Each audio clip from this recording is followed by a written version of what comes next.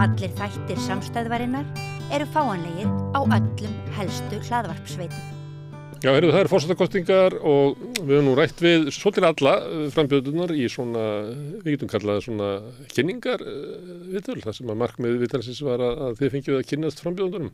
En nú bara kosningar bara að komin á fullt og við ætlum að kannski setja svona aðeins annan tón í umfjöllunina. Þetta komin Arnar Þór Jónsson, þú ert í frambjóði. Jú, ég það. Og nú er kosningar bara að komin á full swing. Já. Nú áttu bara 1,5, 2 vikur til þess að breyka eins og þetta. Einmitt. Hefur þú trú á því? Því? Já, ég hef trú á því. Ég er að auðvitað keppa við frægustu Íslendinga samtímans, má segja. Úr öllum geirum? Já, má segja það. Leikara og stjórnmála fóringja sem Katrín og forsetaframbjóðendur í 7. skipti? Já, vissulega. Kinnbombur? Já, algjörlega. Þannig að menn úr frægustu björgunarafrekum Íslandssögunnar? Segðu. Og ég var bara núna í morgun að tala við unga mann sem að viðurkenndi það fyrir mér. Hann hefði bara ekki hugmynd hver ég var, þá til þessar kappræði byrjuð á RÚV, þannig að ég á mikinn akkur þarna óplæðan. En hefur þú náðið tíma? Já, það er spurning, 2 vikur, ég verð að nýta þetta eins og ég get, Ég verð að þeytast yfir akkurinn eins og ég get. Er fólk til í að hlusta á þig? Já, mér finnst það. Af hverju? Af því að fólk hefur, ég held að fólk vilji mynda sér frjálsa skoðun. Fólk vill ekki láta fjölmiðla segja sér hverja það á að kjósa eða milli hverra það eigi að kjósa og fólki er misboðið, heyri ég, þegar að tiltekni fjölmiðlar reyna að stýra skoðana myndun fólks og reyna að þrengja mengið. Ég held að það séu eiginlega flestir í þessu, það er Mokkinir í þessu, RÚV í þessu, Stöð 2 í þessu. Já. Og það sem ég er alveg samanlega að það sem kom í ljós við stóru kappræðurnar, það sem allir 12 mættu, að það var það sem þjóðinni fannst gaman af, að sjá allan hópinn. Já, var það ekki? Ég held að það er það sem að það var ástæðan fyrir að fólki fannst þetta skemmtileg þáttur. Því að framist að þessar 4 efstu hefði ekki haldið nokkrum manni vakandi. Nei, nákvæmlega. Og mér finnst vera einhver fegurð í því fólkin að við höldum svona kosningar þar sem að maðurinn á götunni fær að bjóða sig fram. Mokkin var með einhvern rosalegan geðvonsku pistil núna fyrir kannski 10 dögum það að þetta væri alveg skelfilegt að bara eitthvað fólk geti safnað atkvæðum og búið sér fram til æðsta embættis lýðveldisins en þvert á móti finnst mér það bara fallegt. En sömuleyti það var kosningarnar snúist úr þetta. Þetta er eiginlega fólki gegn elítunni. Það er svolítið hjá þér, það er svolítið hjá Steinu Nólínu, það er svolítið hjá Eiríki, það er svolítið hjá mörgum. Ég er sammála og Viktor, hann er líka hann. Og hvað er þetta ykkar hugmyndir eða er þetta það sem að þú upplifir að þjóðin eða einhver stór hluti þjóðarinnar upplifi að í samfélaginu ráði hér einhver elita og almenningur, venjulegt fólk, hafi lítil völd? Já, og það er ekki bara tilfinning fólks á Íslandi heldur í vaxandi mæli öll Vesturlönd sýnist mér. Því að á bakvið luktardyr bæði hjá alþjóðlegum stofnunum og eins á fundum ríkustu manna heims eru menn að ráðskast, getum við sagt, með líf almennings. Segja okkur hvað við megum borða, hvernig bíla við megum keyra, hvert við megum ferðast og svo framvegis. Og almenningur skynjar það að það er verið að ef ekkert verður að gert, þá mun svona netið þrengjast í kringum okkur og við sjáum að það eru merki andóf og viðspyrnu víða lönd og ég tel að það gæti gerst hér í þessum forsetakosningum að almenningur í rauninni hafni þessari valda elítu sem að vil sitja allt í kringum kallana og segi við viljum okkar mann og ég hef líkt þessu við það að forsetinn sé í reynd eins og trúnaðarmaður starfsmann á vinnustað sem að gætir að hagsmunum starfsfólksins og er rödd þeirra gagnvart yfirstjórn og eigendur fyrirtækisins. Það verður að upplifun að við í lýðræðisríkinu búum ekki ríkið er ekki við, ríkið eru hinir valdamiklu og ríku. Já, ég held að Styrmi Gunnarsson heitinn sem að var nú býsna svona berorður á síðari árum, hann hafi lýst því þannig að innan ríkisins sé annar ríki og það sé þar sé að finna valdakerfi sem að ver sig sjálft. En eru kosningarnar þetta eða er bara rætt þetta í þessu kosningu vegna þess að Katrín Jakobsdóttir í framboði og eiginlega allir með eða mótframbjóðendur vilja stillinu upp sem frambjóðenda elítunar? Ég held að það sé bæði út af því og líka bara í hennar tilviki hvernig það afhjúpast að forysta Sjálfstæðisflokksins hefur gert hana sínum frambjóðanda. Morgunblaðið hefur gert hana sínum frambjóðanda, það virðist mér alveg skýrlega. Og einhver aðri verða að útskýra fyrir mér hvers vegna spilin liggja þannig á borðinu. En ég held að hinn skýringin sé þessi að almenningur er vakandi ennþá þá staðreynd að það eru við sem erum valdhafin í þjóðfélaginu okkar. Þetta eru okkar hagsmunir, okkar framtíð, okkar land, okkar saga og lýðveldið okkar, landið okkar, við viljum verja það og ég held að við getum verið sammála að verja það og verja okkar samfélagsgerð og það að mínu viti eitthvað sem á að vera hafið yfir flokkspólitík og þannig að við almenningur á landinu þurfum ekki og við höfum þjónað þessu valdakerfi nógu lengi. Við borgum skatta og skyldur, við sætum alls konar eftirliti. Maður ímynda sér til dæmis að sjómennirnir okkar á smábátunum þessi svona ímynd frelsisins í nútímanum og nú búa þeir við það að þeir eru með dróna hangandi yfir sér og menn sem standa upp á fastalandinu að vakta hvað henda mörgum fiskum frá borði. Það sagði mér ykkur að 85% af drónunum færu eftir smábátunum en bara 15% af því sem gætist kallast vera svona stærri eða miðlungsútgerð. Þannig að öll athygli á Litlakallinu. Já, öll athygli á Litlakallinum og svo það þá spurningin sem að Jón Baldvin spurði árið. Hún ennþá lifandi, bara hverjir eiga Ísland? Viljum við í raun og veru að þetta séu örfáir menn sem eiga Ísland?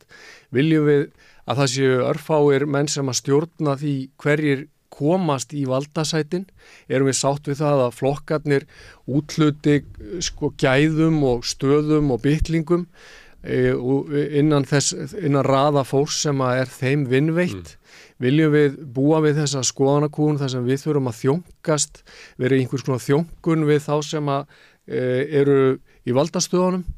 Viljum við að stjórnmálamennirnar okkar sé í sífelldri þjónkum við þá sem eiga alla peningan á Íslandi? Ég held ekki. En hvernig má þetta hafa gerst að við búum í lýðræðisríki og almenningur kýs þingið og þingið meirihluti þingsins mynda ríkisstjórn? Já.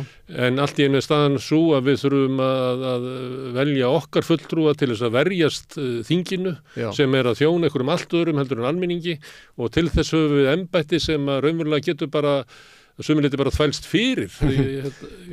Hvernig má þetta verða að við lendum í þessari stöðu? Ég held að sé út af því að flokksræðið hefur rauninni yfirtekið lýðræðið og flokkseigendurnir hafa yfirtekið flokkana og þeir stýra framgangi fólks, útiloka fólk, taka fólk út af sakramentinu, stýra því hvað má segja, krefja fólk flokkshollustu og það að allir feti sömu línu. Leyfa aðeins andmæli í einhverjum smá málum þar sem að alveg ljóst hver niðurstaðan verður hvað sem stýra öllum flokksfundum og öllum umræðum á fundum sem þar fara fram og þetta alveg geysilega óheilbrigt en ég held að... En ekki það forysta sem hefur tekið yfir flokkina, það lítur að vera einhver öfl sem hafa tekið yfir, ég get sett flokkinn af því að þú þekkir einn af þessu flokkum. Já, einmitt, að þá á bak við flokksforystuna séu þá önnur valda elíta sem að við sjáum ekki hverjir sitja þar. Þannig að við sjáum mögulega ekki aldrei þá sem að stjórna Íslandi á bak við flokkana. Og stjórnmálamenn læra það fljótt að þetta hópur og öfl sem að þú setur ekki upp á móti því að þá verður náttúrulega ekki úr þér sem stjórnmálamanni að það verður grafið undan þér og endanum verður hættur og smáður eitthvað stort í horni. Einmitt. Hefur trú á því að stjórnmálakerfi sé þannig að stjórnmálamenn læri það fljótt að þú stillir ekki upp á móti hagsmunu þeirra sem að eiga Ísland. Þetta stór spurning og ég held að svara henni bara út frá bestu samvisku. Ég held að svarið við þessu sé já. Það sé í stórum dráttum já. Og það sem að býr til þetta krabbamein sem þú ert í raunin að lýsa að við erum með fólk hér á þinginu sem að ætla sér að vera stjórnmálamenn. Og Ég ætla ekki að gera lítið úr því að þetta fólk hugsanlega hafi farið að staða á fögrum, með fögur fyrirheit og einhverjar hugsjónir. En þegar að það er komið af stað með þetta að ætla sér að vera stjórnmálamaður, að þá fer þetta fljótlega út gluggan vegna að þú ert krafin að spila með liðinu. Já. Og það sem er náttúrulega rosalegt og ég hef gagnrýnt er að þetta getur gengið svo langt að liðið þitt er farið að bara sækja að þínu eigin marki og ég er ekkit feiminn, ég hef sagt það bara við alla sem að vilja heyra það að ég lít svo á að Sjálfstæðisflokkurinn sem farin að sækja sínu eigin marki þegar hann reynir að skora sjálfsmark til dæmis með leggja hann frumvarp með bókum 35. Ég tel það bara að sé eitt grófasta sjálfsmark sem að maður hefur séð í íslenskri stjórnmála sögu. Þeir eru að vísu núna, heyrðu það í gær að þeir þora ekki að leggja þetta frumvarp fram af nýju núna á þessu vori og allur þingveturinn hefur liðið á þess að þeir leggja þetta fram og ég er bara eina skýring á því. Það er út af því að nú sittum við hér í stúdíu og það er svona 3 kastljós á okkur og ég held að þegar eftir að kastljósið koma á það sem að átti að fara að gera þá leggja þau ekki í þetta. Þau munu aldrei viðurkenna það. Þau munu bera fram alls konar skýringar á því. En ég segi það satt. En á hverju vilja þau leggja eitthvað fram sem að almenningu vill ekki og þau vita, eða sem almenningu skilgreinir þessi gegn sínum hagsmunum. Já, og eitthvað sem fyrir hverju eru að vinna það? Já, einmitt og til að bæta við spurninguna á hverju leggja fram frumvarp sem gengur ekki bara gegn vilja almennings, heldur líka gegn hugsjónum flokksins. Fyrir hvernig verður að vinna og á því eru hugsanlega 2 skýringar og nú held ég bara áfram að tala bara hreint út. Ég held að önnur skýringin er augljós og hún er svo að Evrópusambandið hefur og Evrópubandalagið frá upphafi 1993 krafist forgangs á sínum reglum fram yfir íslenska rétt. Íslendingar hafa bara ekki getað orðið við því út af því að við erum með stjórnarskrá eins og hún er. En sem sagt, núna er þessi krafa í rauninni orðin grímulaus og þá er skýringin hugsanlega sú, og þetta er fyrir skýringin, að íslenski stjórnmálamenn vilji verið í góðu vinfengi við þá sem að stýra innan Evrópusambandsins, sem eru nota bene ekkit endilega stjórnmálamenn, það er ekkit endilega kollegar þeirra, heldur einhvers konar búrókratar sem að sitja þarna eru einstu koppar þar í búri. Ok, þannig að þetta getur verið annar hlutin. Hinn hlutin gæti hugsanlega verið sá að þeir sem og nú er ég bara í rauninni að tala út frá því sem ég held að gæti verið skýring. Þú reyna að leysa þessa miklu ráðgátu. Þessa ráðgátu, að það séu stórar hagsmuna aðilar, stór fyrirtæki á Íslandi sem að í rauninni telja að það valdi þeim hugsanlega einhverjum svona vandkvæðum og flæki eitthvað þeirra tilvist að regluverkið á Íslandi sé ekki 100% fullkomlega samræmt við það sem að gerist og gengur á meginlandi Evrópu og vilji þessuna til að þjóna sínum hagsmunum að þetta farin loksins í gegn. En það er ekki gefið að þó stærstu fyrirtæki á Íslandi kunni hafa slíkar, eða einhver af stærstu fyrirtækjum í Íslandi kunni hafa þá hagsmuni, að það samræmist hagsmunum Íslendinga. Og það er ekki heldur gefið að þó að sú krafa komi hugsanlega innan raða þeirra skuggaafla sem vilja stjórna hér öllu að það þjóni hagsmunum annara stóra fyrirtæki á Íslandi. Þannig að þetta átti í raunin að framkvæma þetta með svona einhvers konar blitzkrieg, svona einhvers svona leiftursókn vorið sem þess að 23.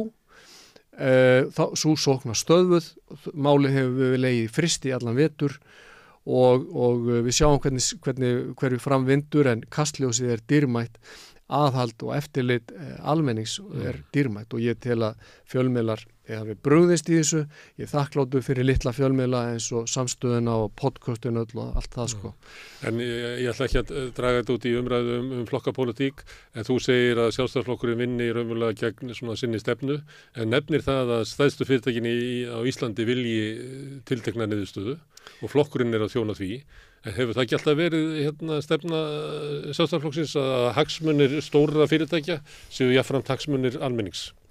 Er það ekki bara eðli flokksins? Ég hef í huga mínum svo þá mynd af Sjálfstæðisflokknum að hann hafi eftir stofnun 1929 og vonandi sem lengst verið flokkur líka litlu atvinnureikandana, verkstæðiskallana,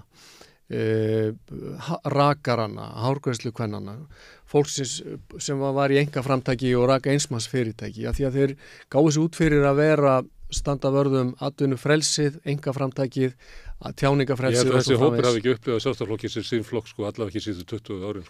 Það kann vel að vera, Gunnar Smári. Þú ert og ungur til þess að halda þessu fram. Ég geti trúið að sko kynslóð föðuðis hefði gert þetta. Já, vissulega. Ég er að tala um þann tíma. Ég er að tala um þann tíma, sko. Þegar ég segi, sko, hérna áður fyrr, þá meina ég mögulega, já, fyrir 20 árum. Og eitthvað hafi breyst í því hvernig hann er starfræktur. Ég hef gagnrýnt hann fyrir að vera honum ríkisflokkur. Ég hef gagnrýnt það að þessi flokkur sérstaklega hafi látið það henda sig að fara að éta úr lófa ríkisvaldsins. Ég hef átalið flokkin fyrir það að þar með hafi verið höggvið á þessa lífæð sem er grasrótarstarf. Og ég held að ekkert lýðræði geti lifað án grasrótarstarfs án þáttöku almennings. Þess vegna er vá fyrir dyrum hjá meðal þessara stjórnmálaflokka og ekki bara þegar flokkarnir eru komnir í þessara öndunavel, þá er vá fyrir dyrum sem snýr bara beint að almenningi í þessu landi. Þannig að ég hef sagt það að við þurfum að endurnýja bara sko flokkakerfið. Ég held að það væri bara öllum holdt að ég raun henda þessum flokkum út í hafsauga og margir sjálfstæðismenn eru ósannlega reiðir við mig fyrir að segja þetta, en ég segi það bara aftur. Þegar flokkurinn er farin að í rauninni ljá máls á því að skerða til dæmis tjáningafrelsi eins og mér virðist að menn hafa verið að svona dekstra við gagnvart Katrín og þetta hatursorðræðu frumvarp, þegar flokkurinn er orðin ríkisflokkur, þegar flokkurinn er farin að þjóna hagsmunum, sérhagsmunum og stórfyrirtækjum en ekki almannahagsmunum og smá innrekendum, að þá er eitthvað bara rosalega mikið að þegar að sko hinn almenni maður og rödd hans heyrist ekki á flokksfundum og þetta er orðið allt svona stýrt, leikstýrt, að þá er eitthvað að og ég meina það verður að ávarpa vandan. Ef annars erum við sko alvarlega sko meðvirk og það getur ekki verið neinum manni sæmandi að taka þátt í leikriti sko sem hann í raun og veru taldi fyrir þann tíma að væri hans eigið líf og hans eigið tilvera. Þegar ef að fara að breyta því leikrit þá segjum við bara eins og góðu leikstjóri, bara stopp, bara cut.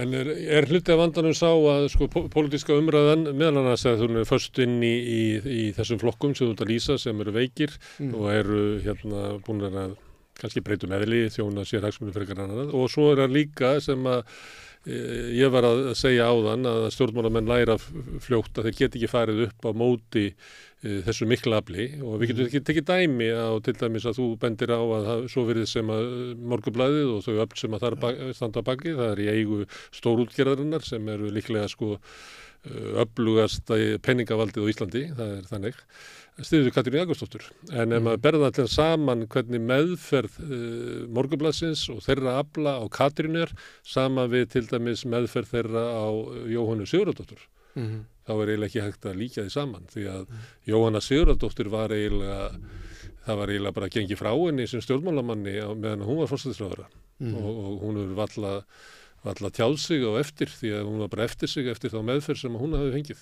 á meðan að Katrínu er hampað. Já. Þetta kannski sýnir munin á því, hver er munurinn á því að fara upp á móti valdinu eða fara með því. Já, akkurat. Þannig að ég er kannski að setja mig í geysilega bara hættu á því að vera troðin niður og það verið valtað yfir mig með því að fara á móti. Þú hefur bara lent í vandræðum inn á fundum Sjálfstæðisflokksins með að fá orðið. Já, auðvitað, algjörlega, sko. Það var, ég er sammála því, en ég vil segja það í þessu tilefni.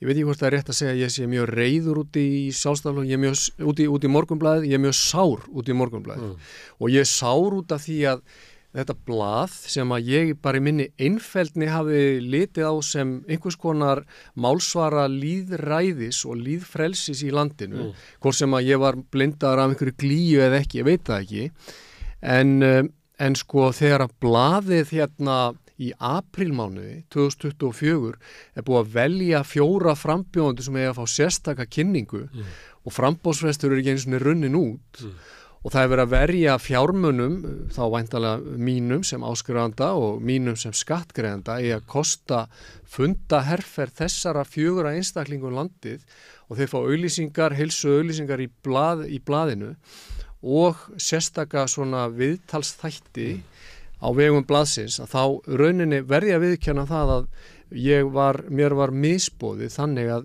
það gerðist í gær sem að ég held að myndi bara aldrei gerast, að ég bara gat ekki lengur sko kynnt ælunni og ég sagði Morgunblaðinu upp. Ég get ekki verið að kosta þetta úr mínu vösum, allavega ekki sem áskrifandi. Ég veit að ég neyðist til að kosta þetta áfram sem skattgreiðandi. Þannig að ég bara, mér er í rauninni alveg sama og þeir mega þá bara hjóli í mig eins og þeir vilja. Ég hef bara ágætan málstað, ég ætla að halda áfram að verja þann málstað og hann er í rauninni ekki flokkspólitískur, hann er þverpólitískur því að hann snýra því að verja það sem ég kalla réttaríkið. Þetta er það sem ég verið að tala um í mörg ár. Fólk er að skamma mig fyrir það að ég sé pólitískur. Ég verið að verja réttaríkið. Ég gerði það sem dómar út frá því að ég vil að allir séu jafnir fyrir lögunum, án til þess hvað eru gamlir, hvernig lít út, hvað kynhneigðir hafa og svo framvegis. Ég vil að lýðræðið fá að njóta vafans og það tel ég að Morgunblaðið hafi alvarlega brugðist í þessu tilliti og mögulega aðrir fjölmiðlar. Með því að fara að velja út einhverja nokkra og segja að þetta eru þeir sem að þið kæru landsmenn, þið óþvegnu, sauðsvörtu almúamenn fáið að velja úr. Þetta er ekki lýðræðislegt. Og ég vil verja tjáningafrelsið, bara það er grundvöllur og kjarni alls frelsis í landinu. Og ef að þá að hjóli mig og ef að Morgunblaðið ætlar að gera það og setja valtarnu þá er það allt í lagi. Vegna þess að ég tel að við séum á 11. stundu á Íslandi með að verja þetta sem við þessa dýrmæti sem við höfum í höndunum og við höfum val um það hvort við ætlum að afhenda þessari valdaklíku sem vil gína hér yfir öllu eða hvort að við viljum fara að hrista upp í þessu og koma okkar eigin fólki að. Og ég bara er svo glaður þegar ég til dæmis sé fólki eins og Steinunn og Ólínu koma inn á vettvanginn, talandi bara hreint út. Ég vissum að við Steinunn og Ólína getum verið ósamála margt en bara það er svo hressandi að sjá svona fólk. Og einhverlega eru þið með sambarilega greiningu á að sko stjórnmálakerfið sem er þá þingið og ríkisstjórnin er einhver leiti ónýtt system. Út úr þessu kemur ekki ákvarðanir sem að styrkja almannahag. Þarna koma ákvarðanir sem eru þvert gegn almannavilja.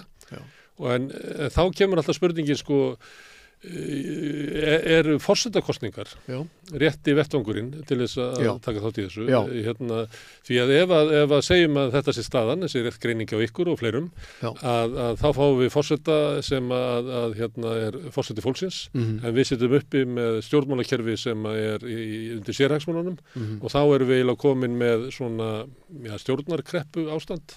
Það klassar á milli ólíkra afla í samfélaginu, svona check and balances, það gnýstir á milli. Já, mér finnst það frábært. Ég bara sé þetta fyrir mér sem svo að vera svo heilbrigt maður, bara láta neista þarna. Það hljómar svo vor. Já, eins og bara einmitt vor og bara endurnýjun og einhvers konar von sem við gætum fengið vegna þess að fulltrúalýðræðið.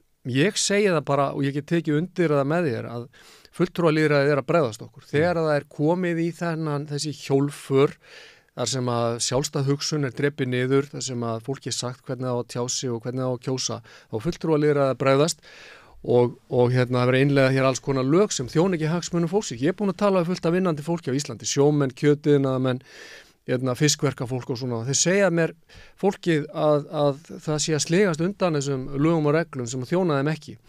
Þannig að fulltrúalýðræðið bregðast, en þá eigum við varadekki sem er beint lýðræði. Og forsetakosningar eru vettvangur til að virkja það. Kjósin mann sem að þorir að fara inn í þetta með kyndilinn og lýsa upp þessa möljetnu innviði okkar sem að eru bara, þetta er ekki falleg sjón. Ég hef séð inn í þetta er ekki allt glæsilegt. Þá er megin hlutur forsetans vel að tukta til þingið. Já, ég held að það sé bara allt í lagi og ef maður les stjórnarskrána þá seinist mér það sé algjörlega ljóst að hann hafi þetta hlutverk. Þeir sem að tala þannig að hann sé bara skrautfjöður, það er pólitíska stéttin. Það sagði Ólafur Ragnar sjálfur. Hann leit svo á og lítur svo á að þetta sé embætti sem á að hafa raunverulegt hlutverk innan stjórnkerfisins, því að hann starfar innan stjórnkerfisins og ég held að væri bara... En elítan er sífellt að segja okkur að þetta hafi lengi völd og eigi bara að vera silkihúga. Akkurat. Já, en síðan er kannski hópur sem er kannski á milli þín og elítuna sem segir að forsetinn hefur takmörkuvöld og hann beitir þeim ekki nema undir sérstökum kringumstæðum og þegar hann þarf að beita þeim þá hefur hann mikil völd, hann getur oft mikil áhrif í gegnum vald sitt á þeim tíma og það sem þú ert að segja, sá tími er einfallega bara núna. Ég er sammála. Þetta er rétt, Gunnar, þú mátt eiga það að þú ert engin kjáni, þú skilur margt sem sagt, og getur hjálpað. Ég nú reyna bara umorða margt af því sem þú ert að segja. Já, en þetta er nefnilega alveg rétt og Ólafur Jóhannesson sem var nú forsætisráðherra Framsóknarflokksins, ekki satt, og var lagaprófessor. Hann segir á blaðsíðu 123 í bók sinni stjórnskipunarrétt sem gefin út 1960 að við óvenjulegar aðstæður, og ég tel að núna séu uppi óvenjulegar aðstæður á Íslandi þar sem að fulltrúalýðræði er bara orðið eins og bara einhver, hvað hefum við að kalla þetta? Það er bara orðið máttlust. Bara núna síðustu mánuð hefur það eiginlega gengið fram að þjóðinni, annars var með ákvörðununa í búvörulögunum, þar sem að aðvörðarstofunum var falið einkaleyfi eða þurftu einokun, þurftu ekki að beygja sig undir sanngirnislög og núna síðan þegar liggur fyrir frumvarpa sem á að gefa firðirinn okkar norskum auðgifingum. Einmitt. Þannig að ég vil segja það að þar þurfum við að staldra alvarlega við og þarna þarf að huga verulega því hver er að borga innviði og hvert er eðlilegt gaggjald fyrir svona afnot. En varandi þetta sem við erum að tala að það eru með öðrum orðum uppi óvenjulegar aðstæður. Þá segir Ólafur Jóhannesson í þessari bók frá 1960 við þar aðstæður er ekki hægt að gaggrínast forseta fyrir að beita þeim valdtegundum sem hann hefur samkvæmt stjórnarskráni og í rauninni bara taka stýrið í sem sagt í þeim mæli sem man myndi aldrei gera við eðlilegar aðstæður. Það eru ekki eðlilegar aðstæður uppi á Íslandi. Það er verið að fjarlægja almenning frá öllu sem heitir valdataumarnir. Þannig að vegalengdin, fjarlægðin er að verða svo sýnilegu öllum. Það er að segja, hér er valdablokkin, það eru við sem að stjórnum, að þið megið horfa á. Og svo, það eru vísu haldna kosningar en krakkar, þá verður þið að hlusta. Þá er það bara þetta sem þið megið kjósum. Ekkert vera að horfa hingað eða þangað, horfið bara hingað. Þetta er það sem er að ræða.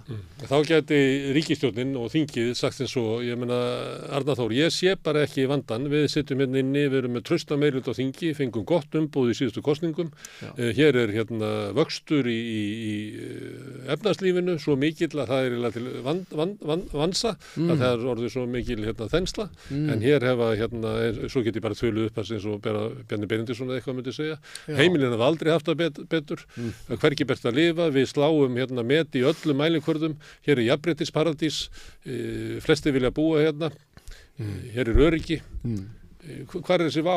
Já, það er, við horfum á hagtölurnar og við getum, það er náttúrulega, eins og einhver sagði, það er auðvelt að ljúga, það er oft ennþá auðveldar að ljúga með tölfræði. Og tölfræðin kann að líta þannig út að allt sé á blúsandi uppleið á Íslandi. Það er lígi, haugalígi og tölfræðileg lígi. Já, að það sé þannig að þessi velmegun, þessi auðsöfnun og þessi efnaðslegi uppgangur, hann er kannski til staðar, en hann er bara ekki til staðar fyrir venjulegt fólk. Almenningur á Íslandi nýtur ekki ávakstana af þessu.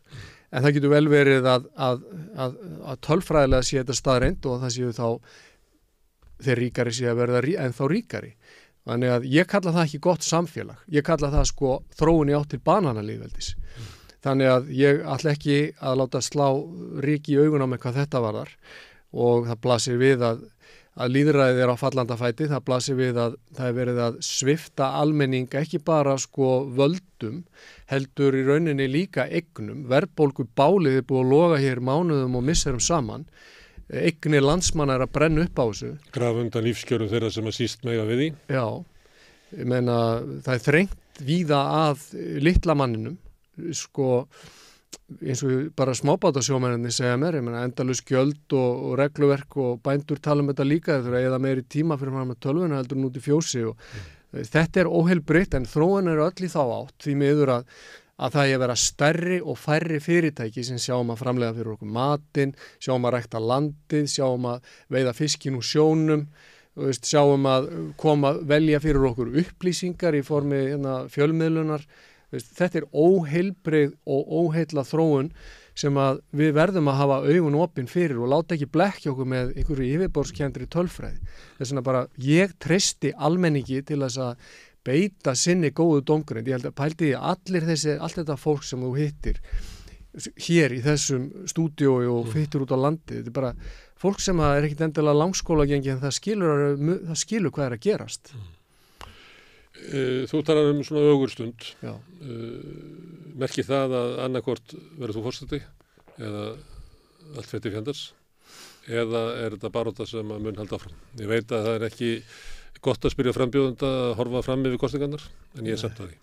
Það tilgangur með frambúðu þínu ef þú nærði ekki kjöri? Vonandi tekst mér að sá einhverjum fræjum í hug og hjörtu landsmanna að vekja einhverja því fólk það ákveðin sofandaháttur og þeir sem kannski horfa mest til dæmis á Ríkisútvarpið og liggja mest yfir netmiðlunum eru kannski mest sofandi fyrir því sem rauninni að gerast.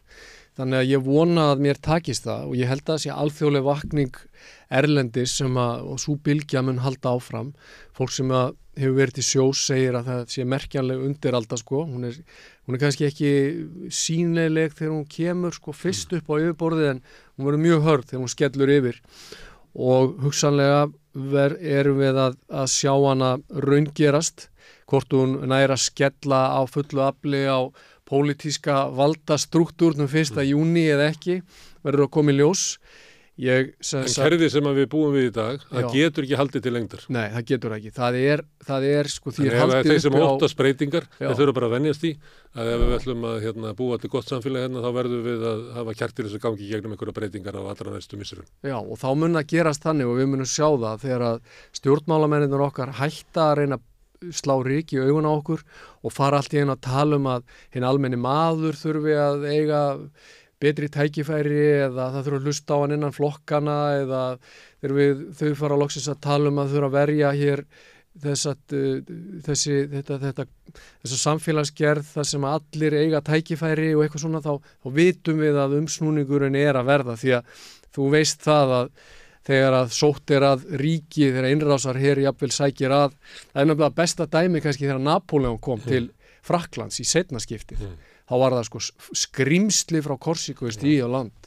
Það sögðu fjölmiðlarnir og svo óvætturinn nálgast París og svo Napóleon er 3 daga frá París og svo var það bara frelsis hetja Frakklands mun ríðin í borgin eftir 2 daga. Þannig að þá munu menn byrja að sjá það að ef þeir ætla að lifa af og eiga sér pólitíska framtíð þá þurfa að fara að snúa sér við. Með breytingunni. Það verður það sem við verðum fyrsta merkið. Þannig að þeir sem að vilja knýja á breytingar í íslensku samfélagi verði ekki hættir í staksteinunum.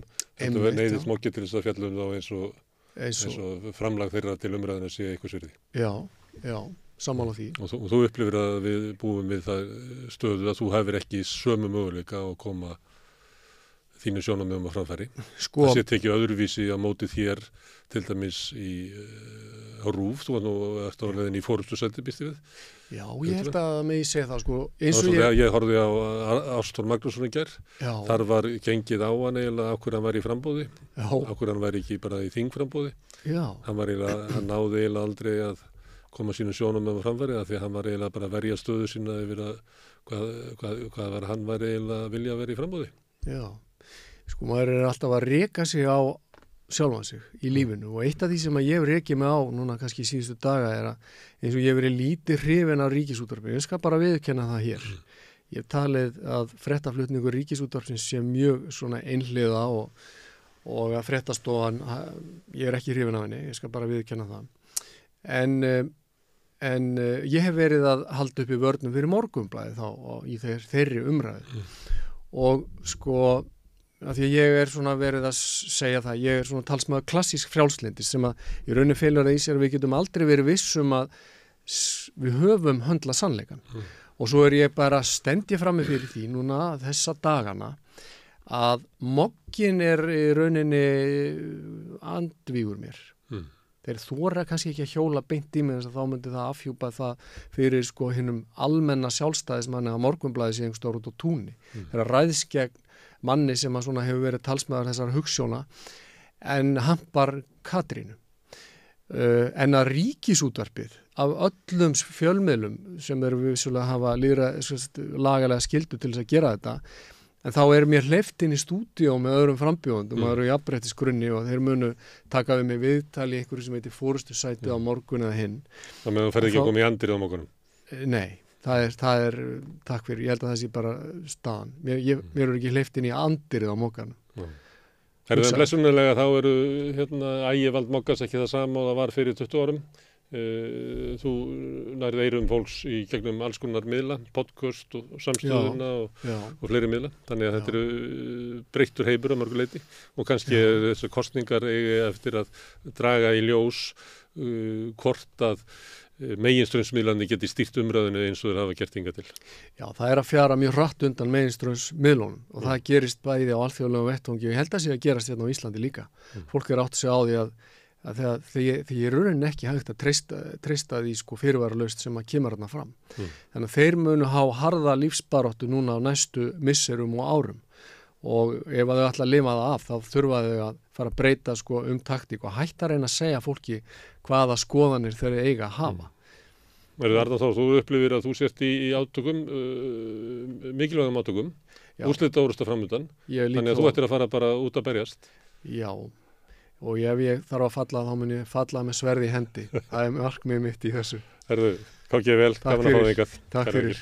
Við ætlum að sitja hérna áfram og tala önnur átök á öðrum stað eftir augnablik.